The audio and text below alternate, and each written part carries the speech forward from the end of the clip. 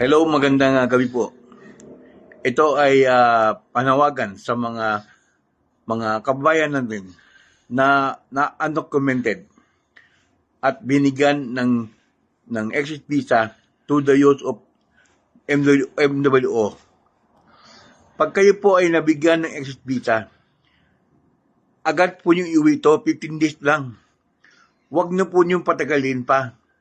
At sasabihin nyo, pag nanghihingi kayo ng tulong sa akin, sasabihin nyo na hindi nyo alam na gano'n mangyayari, huwag po.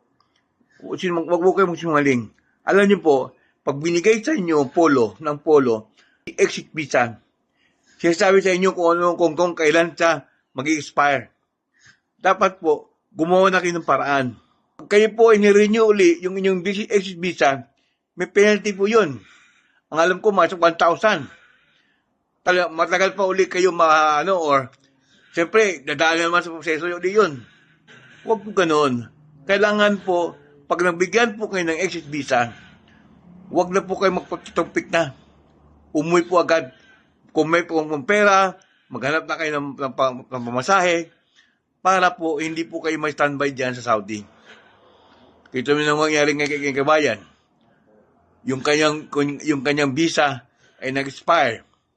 Sinabi niya na hindi rin ako siya na ganun nangyayari. Mali po yun. Dahil lahat po na binibigyan ng exit visa, pag galing po ng polo yan, sinasabi sa inyo ng ganito, at kailangan alam mo po ang gagawin ninyo. Okay? Yan po ang aking pakiusap sa mga iyo. Pag kayo po ay nabigyan ng exit visa ng polo, do it now. Straight agad, umuwi na po kayo. Huwag niyo pong hintayin pa. Salamat po.